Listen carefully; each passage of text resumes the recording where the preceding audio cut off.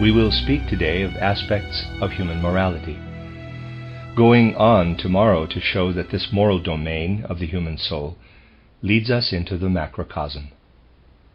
Ultimately, we are concerned here with the proper evaluation of two human characteristics, if we are to arrive at a thorough understanding of the nature of our moral being and psyche. We stand, if you like, in the middle of two extremes, two polar opposites, which we grow aware of as the natural order on the one hand and the moral order on the other.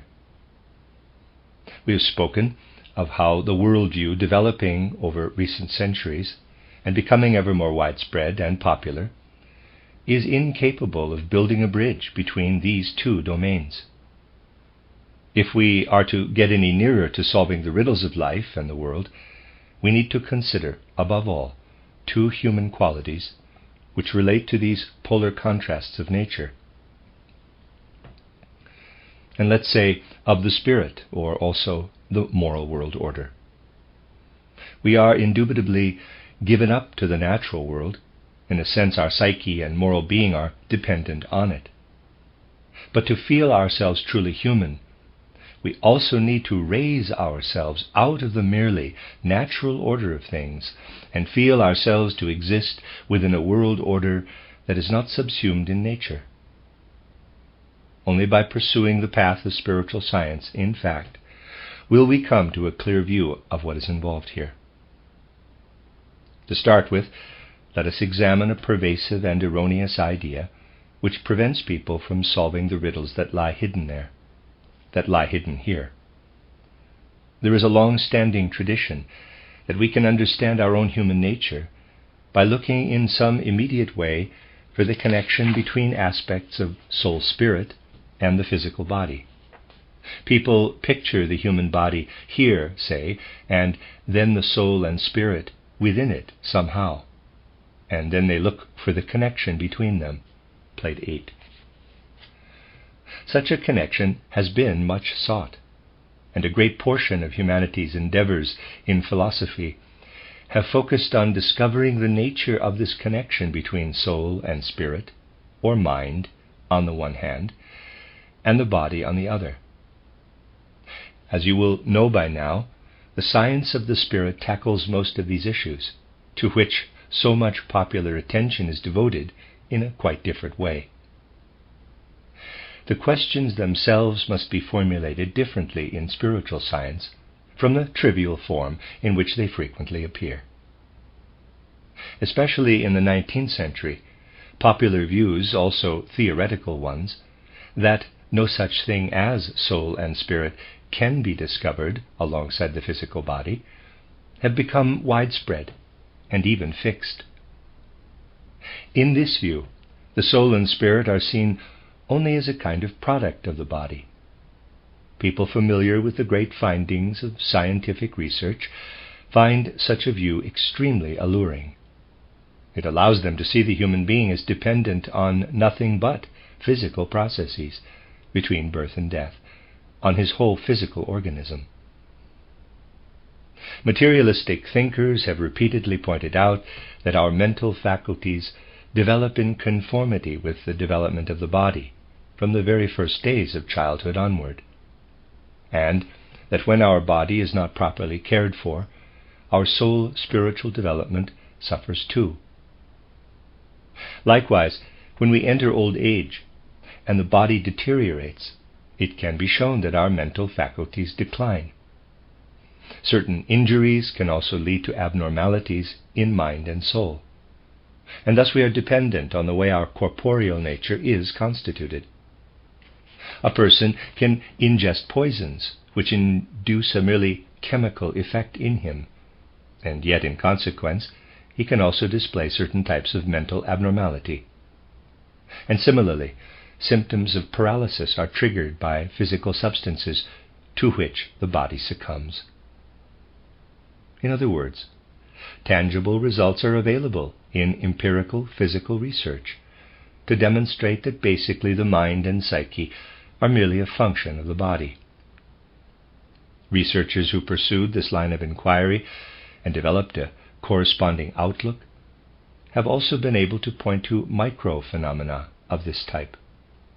For instance, the fact that thyroid abnormalities affect psychological and emotional capacities has led scientists such as Gley, Gley, to conclude that our highest human faculties are ultimately dependent on the chemical processes at work in the thyroid.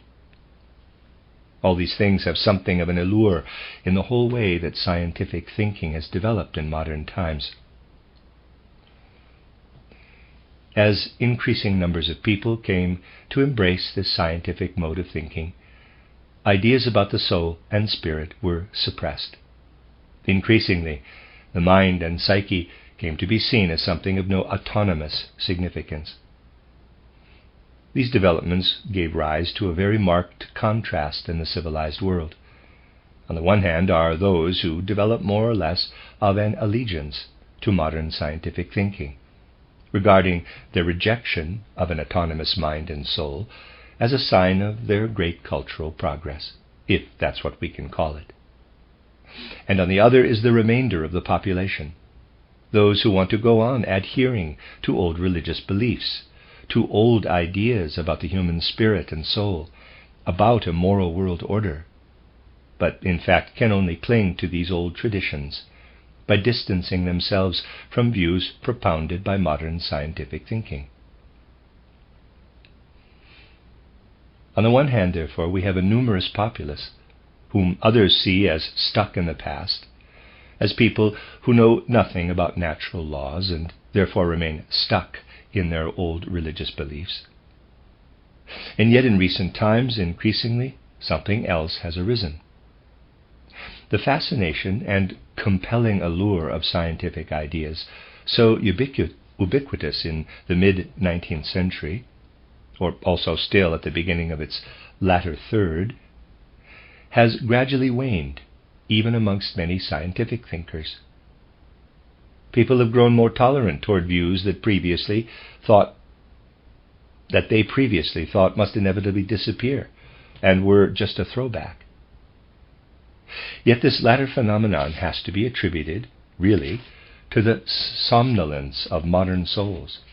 For basically, it is impossible to have an all-pervasive natural order at the same time as a real ethical and spiritual world order.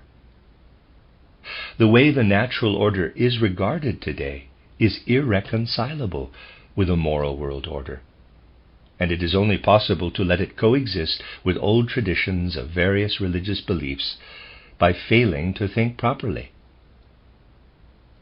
The only people who have really been consistent are those who insisted around the middle of the 19th century, in the 1850s and 60s, that the view of the human being as a physical being alone, whose mental and psychological qualities arise from corporeal processes, was one which should gradually supersede all other views and eradicate them. In public lectures in Basel and elsewhere, I also pointed out that there were individuals who rigorously propounded the view that a moral world order must be dismantled, and that basically a criminal has just as much right to do what he does as someone who harbors moral ideals. These people were at least consistent, but such consistency was not courageously maintained. Gradually, a casualness or somnolence developed, giving rise to what I just described. On the other hand, though, there is consistency in the opposite views of those, mainly of a Jesuit persuasion in the Catholic Church, who say, quote, "Away with all science," close quote, and seek to inquire instead into something other than external facts. Such people wish to drum into others a belief in a sole spiritual world order, and root it in them by all kinds of outer compulsion. Neither view or approach is in the least sustainable as humanity evolves further. Yet nothing is sustainable either that originates in the unclear or confused thinking of past traditions.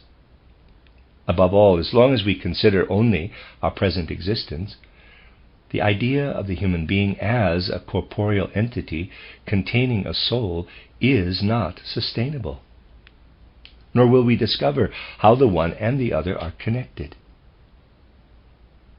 To understand the human being, we must first expand our mode of observation to encompass a much broader span of time, invoking the help of time. The schema of the soul sitting in the body is quite impossible, and only the following picture can give rise to clear concepts, which, as we will see, lead us further and enable us to build a bridge between moral and physical views of the world. Before we descend to physical existence on earth, we live, as you know, in a world of spirit, between death and a new birth. If we regard this line as indicating time, there's a plate 8 and there's an arrow, we have a life of spirit and soul between death and a new birth which runs in the stream of time. Now, in connection with facts which I tried to describe to you yesterday, what one can call desire for physical corporeality gradually forms within our being of spirit and soul through processes in the world of spirit while we develop without a physical body. This process of development gradually gives rise to a desire for physical corporeality. A proper grasp of the idea of metamorphosis will show us things in the following light. This desire actually flows over into physical corporeality, so that when we look at a child, we see fulfillment manifest in him of the desire for physical corporeality, which his soul and spirit possessed before he entered physical existence. We ought not to see here a duality, whereby physical nature is distinct from soul and spirit. The body is not something the spirit and soul slip into, but rather something into which they are transformed. For our modern scientific community, this poses significant problems, since it clings to whatever is most apparent and salient. Observing how the embryo develops in the womb, scientists believe that it simply grows from the mother's body after fertilization, and that her body contains forces which make the embryo grow. In fact, this is not so. An explanation of this kind includes only what is most immediately apparent. We are beings who stand in the world in connection with the whole cosmos.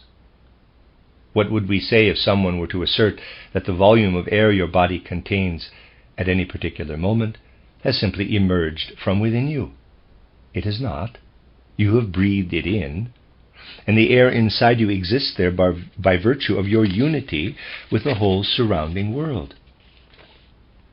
People only think that the human embryo develops in the womb from forces contained in the mother's body, because they do not perceive the influx from without. Do not see that here above all there is an intimate connection with the whole macrocosm. The human germ clearly originates in the world of spirit, merely losing the locus where, in a sense, it finds a doorway to enter the physical world. There is nothing in the realms of space spread around us that can offer such a door for the soul to enter the physical world after passing through the period between death and a new birth. The only way in is through the human body itself. Not the physical forces of father and mother alone, but cosmic powers are at work here, dynamically involved. And having developed a sense for corporeality as a being of soul and spirit, seek entry to the physical world through the mother's body following fertilization. In this way, a human soul transforms into a physical being, which is only the outward form of a spiritual entelechy. Child first has undifferentiated features, and as he develops, his human form comes ever more strongly to expression. We are wrong to believe that there is something inside the child that is emerging from within him alone. We should instead turn our gaze away from the immediate figure of the child before us, back to what was active before birth, before conception, and is now continuing to work as after effect of this, expressing itself as effect. As we observe the child from day to day, week to week and year to year, we see working into him a previous state that he passed through in soul and spirit before his birth or conception. The only justified way of regarding a child is to see that he develops certain attributes whose source does not lie within his physical organism, whence they apparently emanate, but in a past whose light still shines into him. It is the great misfortune of modern worldviews that they reject such ideas. It is important to seek time's aid, to picture an active past still working on within a child's present form. Then, if we trace the course of life further in time, plate 8, we transform corporeal nature in turn, gradually metamorphosing the physical body into soul and spirit again. In becoming physical human beings, our spirit and soul transformed itself into our corporeal nature. And then in turn we transform this back into spirit and soul. You may well see a difficulty here. You may well say that you would understand how the body transforms itself into spirit and soul if this occurred gradually, so that, say, a person had become entirely physical by the age of 35, after which he started gradually to become spiritual again, becoming so spiritual by the end of his life that death would be only a gentle transition into the realm of spirit and soul. This is what happens actually, though not inwardly, not outwardly. Let me read that again. This is what happens actually, though only inwardly, not outwardly. Appearance is deceptive here. In declining phases of our life, I trust that the older ones among you will not take too much offense at this truth, we do start to drag our body along, like something that no longer fully belongs to us. Gradually we turn into corpses, and death, when it comes, consists only of our corpse growing too heavy for us, its weight becoming too much when our soul returns to our body in the morning on awakening. Outer appearance does not reveal the changes that are actually occurring in us, nor how in the second half of our lives we are already gradually dying.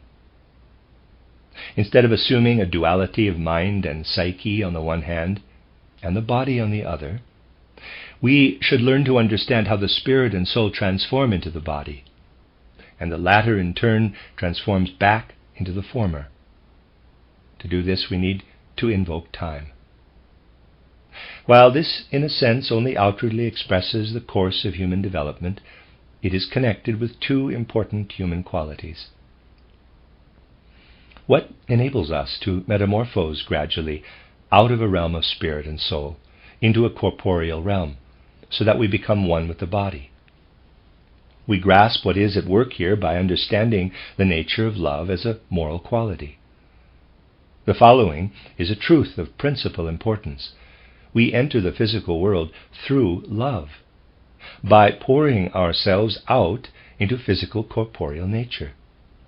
And how do we depart again? We withdraw ourselves again from physical corporeal metamorphosis. We transform ourselves back again, and no other power than freedom enables us to do so. The fact that we can evolve further, passing through death, occurs precisely because of freedom. We are born through cosmic love, and we pass through the gate of death into the world of spirit and soul through the power of freedom we bear within us. Where we develop love in the world, this love is basically the echo, the reverberation of the soul's spiritual being we were before birth, or let us say before conception. And where we develop freedom in our existence between birth and death, we prefigure, as if prophetically, our most important soul spiritual power after we have left the body behind at death. In terms of the cosmos, What does it mean, really, to be free? To be a free being, to be able to translate oneself back from corporeal into spirit-soul nature, means really to be able to die. Love, on the other hand, means translating oneself from the realm of soul and spirit into the physical corporeal realm.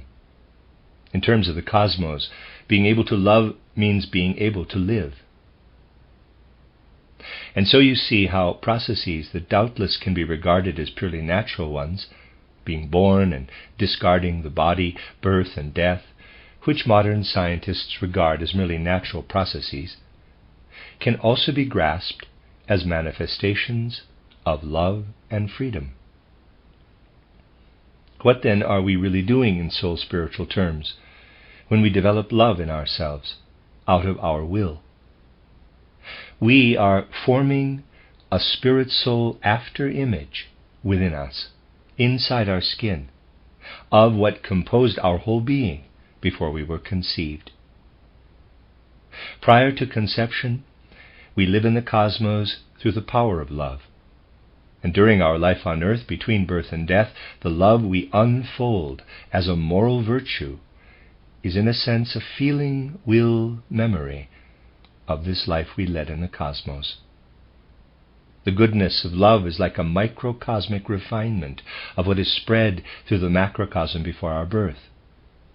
And awareness of our freedom becomes apparent to us by virtue of the fact that we bear in our soul and spirit, during life between birth and death, something that will be active throughout the cosmos, like a force of nature, once we have passed through the gate of death. These two qualities are nothing other than the resonance or echo of cosmic powers, for cosmic love is connected with every birth, and cosmic freedom with every death. The triumphant ascendancy of the natural sciences has led us to speak of all kinds of natural forces, such as light, heat, electricity, and so forth. Yet we do not speak of the natural forces, or rather the world powers, which lead us as human beings into existence in the physical sensory world, and then lead us out of it again. In fact, the physical, chemical, and biological sciences, with all they describe as the forces constituting the world, allow us to understand everything in the world that is not human. Never in a million years can we understand the human being himself in these terms. This is because we exist not only through the action of electricity, light, heat, and so forth in the world, but by virtue of love and freedom. If we really ponder this way of seeing things, really start to understand the human being, we can begin to formulate ideas about the beings of nature that are simultaneously moral and natural. Then a moral world order no longer hangs where devoid of all connection with, Then a moral world order no longer hangs there devoid of all connection with nature, nor does the natural order remain detached from morality. In the course of humanity's evolution, something occurred that has a deep inner lawfulness, but which, as we continue to evolve on earth, must in a sense be overcome if humanity is not to fall into decline. Humanity's evolution on earth started from the kind of spiritual culture that developed in the Orient and blossomed there. As we know, in very ancient times, in the post-Atlantean era, this culture reached a level still higher than later came to expression in the Vedas, or Vedanta philosophy. Yet this was an outlook focused largely on a moral and spiritual world order alone.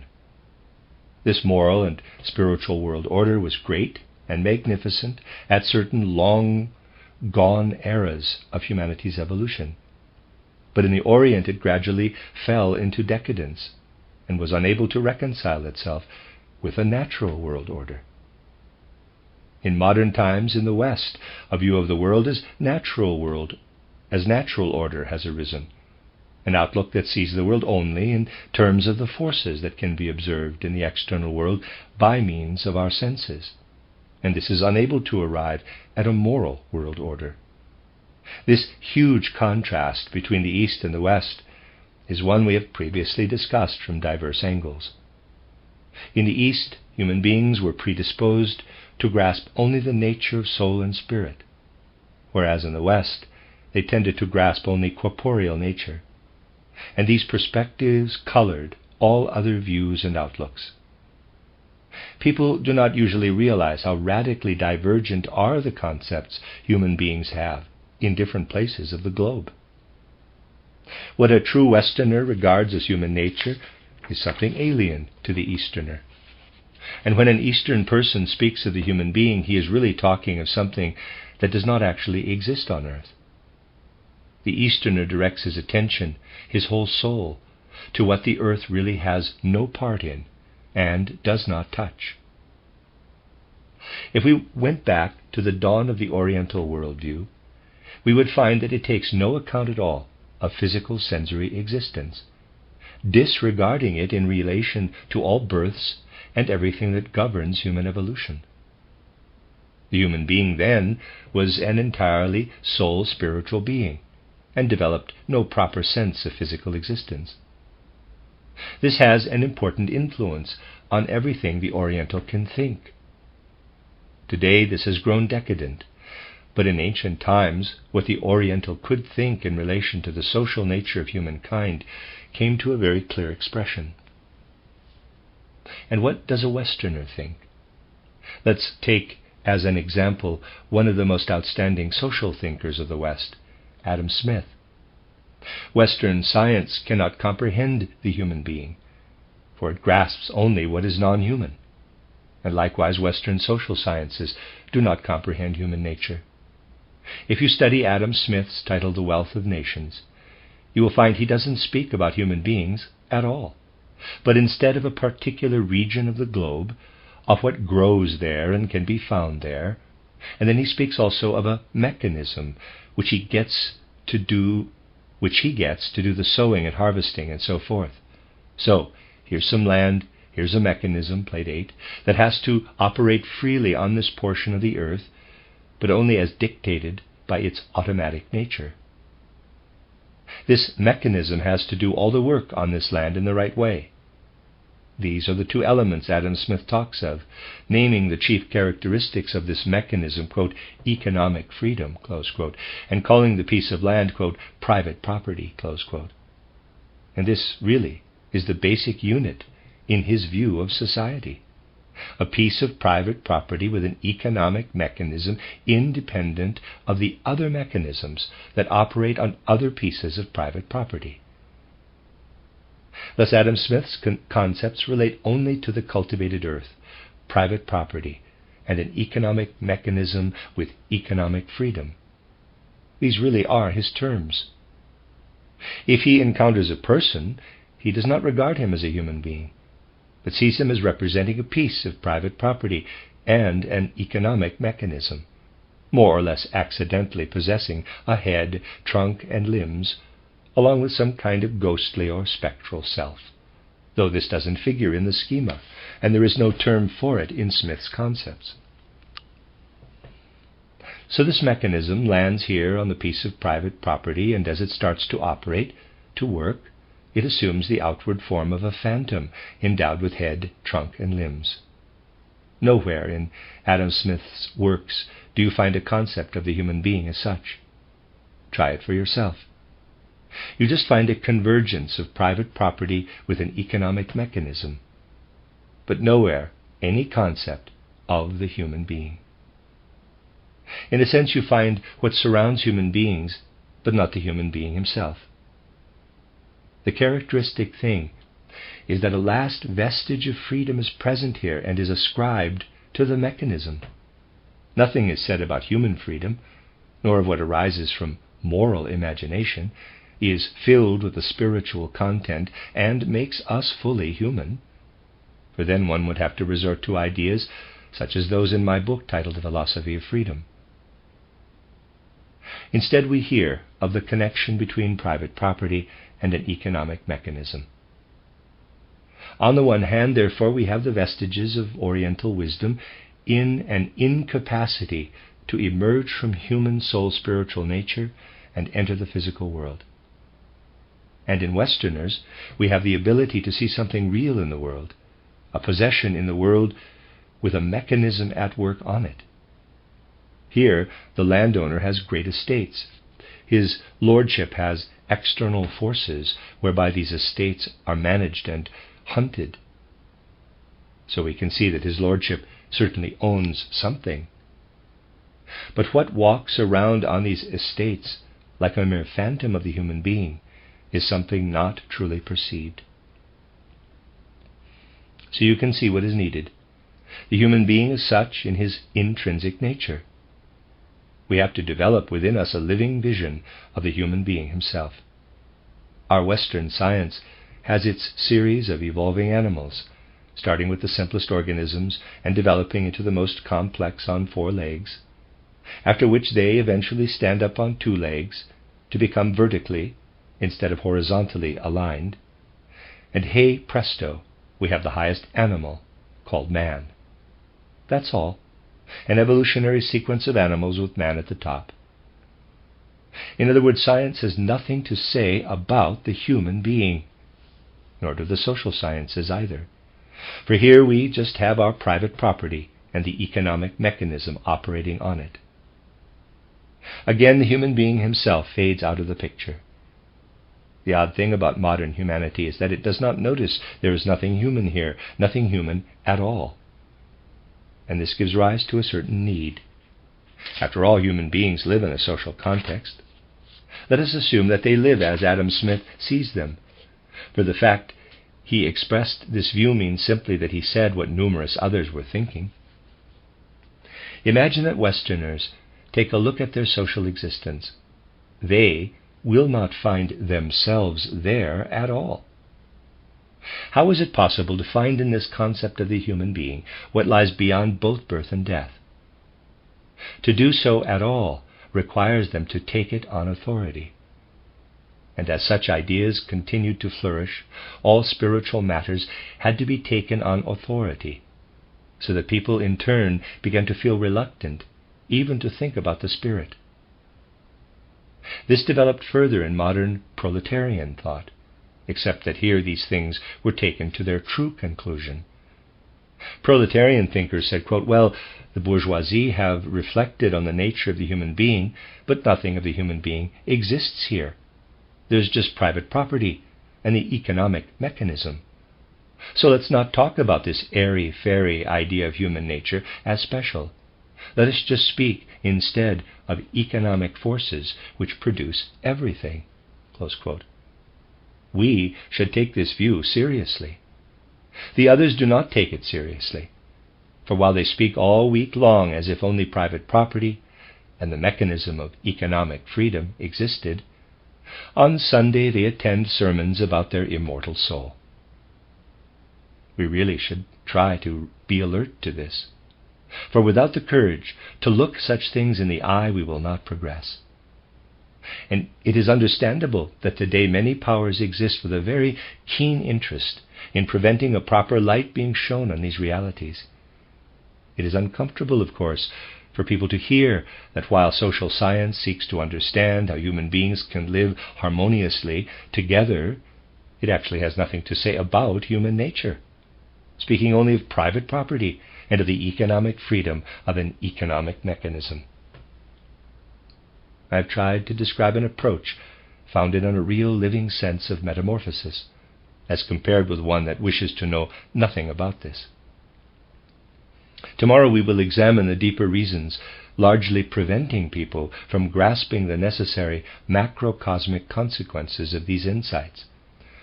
Tomorrow, therefore, we will elaborate what I might call the macrocosmic counter-image of the realities described today, and will then continue by studying the human consequences resulting from each of these worldviews.